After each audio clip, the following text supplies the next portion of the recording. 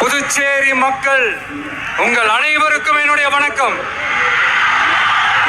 வணக்கம் வணக்கம். எல்லாரும் எப்படி இருக்கீங்க?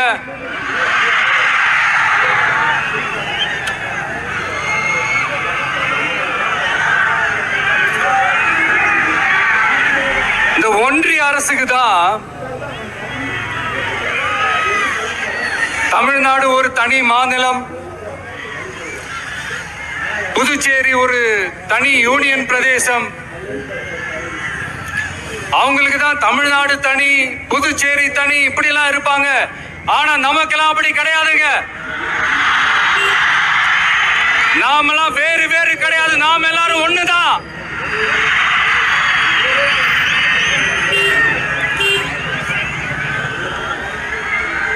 தமிழ்நாடும் புதுச்சேரியும் தனித்தனியாக இருந்தாலும் நாம் எல்லாரும் ஒண்ணுதான். நாம் எல்லாரும் சொந்தம் தான்.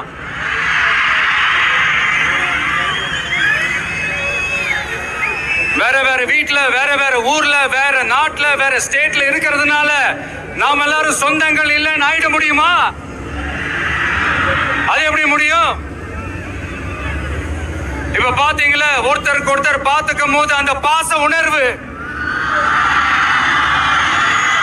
அதுதாங்க, அது மட்டும்தான். அது இருந்துட்டாலே போதும், வேற எதுவுமே தேவையில்லை.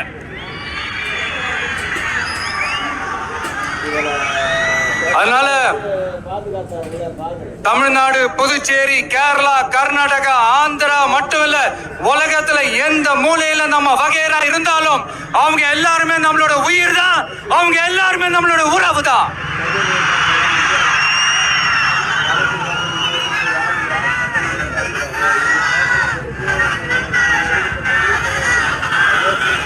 புதுச்சேரினாலே உடனே ஞாபகத்துக்கு வர்றது மணக்குள விநாயகர்,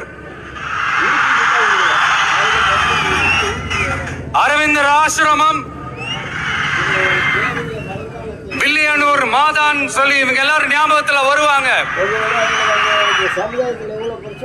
அது மட்டும் இல்ல, மகாகவி பாரதியார் அவர்கள் இருந்த மண், பாவேந்தர் பாரதிதாசன் அவர்கள் பிறந்த மண். அது மாதிரி இன்னும் சிறப்புகளை அடுக்கிக்கிட்டே போலாம். ஆனா அரசியல்னு வந்துட்டா ஒரு முக்கியமான விஷயத்தை பத்தி நம்ம சொல்லி ஆகணும். 1977ல புரட்சி தலைவர் எம்ஜிஆர் அவர்கள் தமிழ்நாட்டில் ஆட்சி அமைச்சாங்க. ஆனா அதுக்கு முன்னாடியே 1974லயே இங்க புதுச்சேரியில அவங்களோட ஆட்சி அமைஞ்சது. அதனாலதான் அப்பவே சொன்னாங்க, நமக்காக வந்தவர் எம்ஜிஆர், அவரை தமிழ்நாட்டில் மிஸ் பண்ணிடாதீங்கன்னு நமக்கு அலர்ட் பண்ணதே புதுச்சேரி தான்.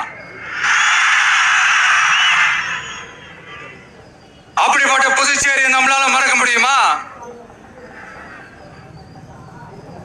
அது மட்டும் இல்ல, இங்க இருக்கிற மக்கள் தமிழ்நாடு மாதிரியே புதுச்சேரி மக்களும் என்ன கிட்டத்தட்ட ஒரு 30 வருஷமா என்ன தாங்கி பிடிச்சிட்டு இருக்கிறீங்க.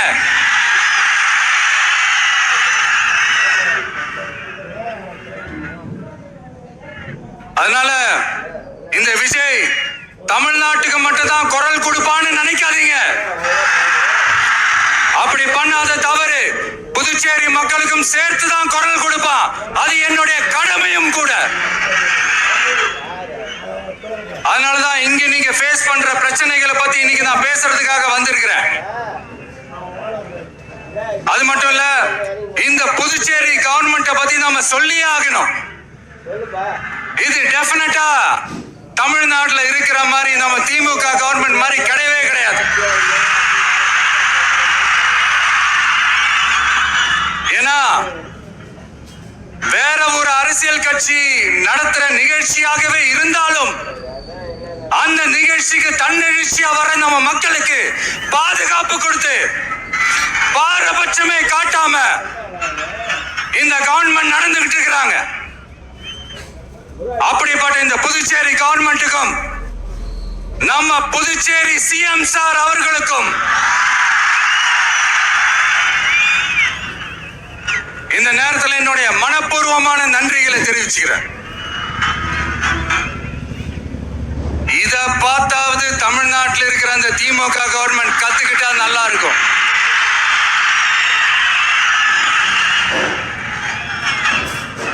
ஆனா அவங்க கத்துக்க மாட்டாங்க. பரவாயில்ல, வரப்போற எலெக்ஷன்ல 100% கத்துக்குவாங்க. அத நம்ம மக்கள் பார்த்துக்குவாங்க.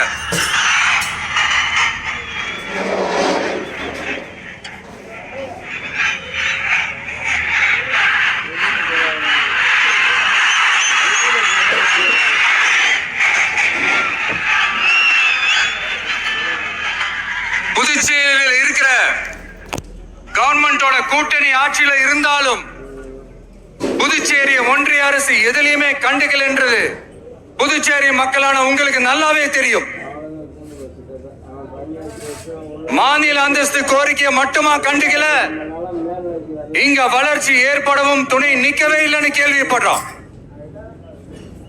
இந்த புதுச்சேரிக்கு இன்னும் மாநில அந்தஸ்து கொடுக்கல. மாநில அந்தஸ்து வேணும்னு கேட்டு பல முறை சட்டசபையில தீர்மானம் போட்டு ஒன்றிய அரசுக்கு அனுப்பி வச்சுக்கிட்டே இருக்கிறாங்க.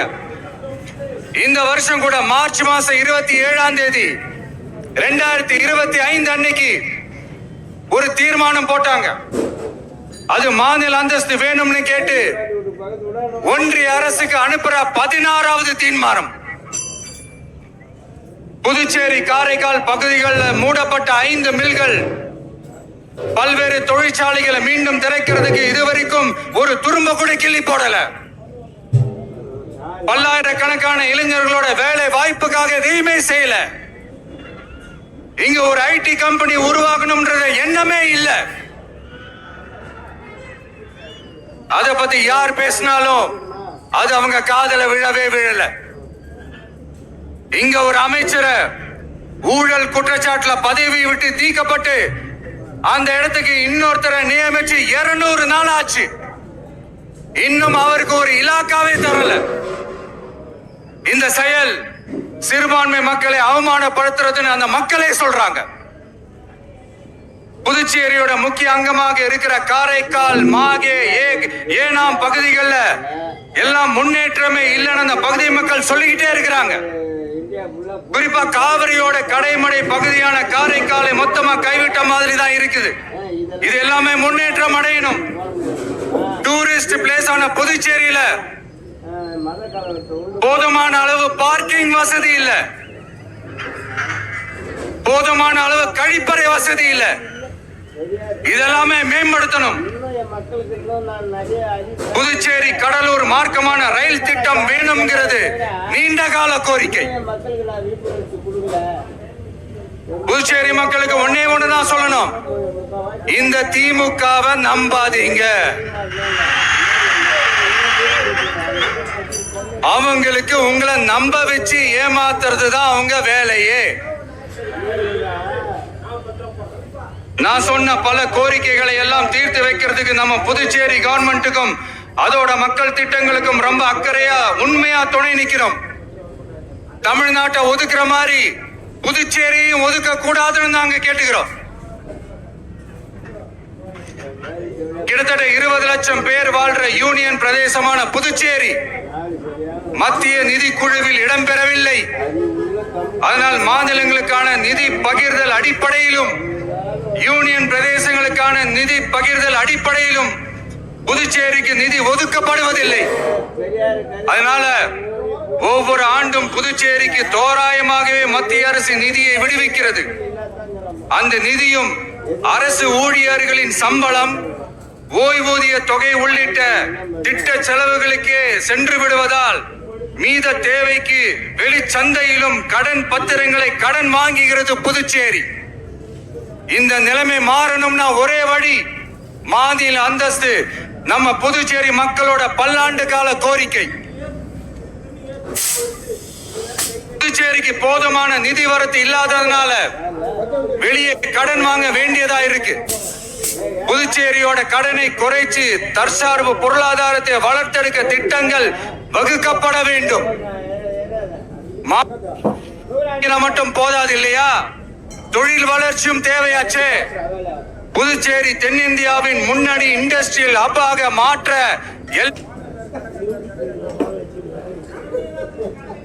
சொல்லுங்க.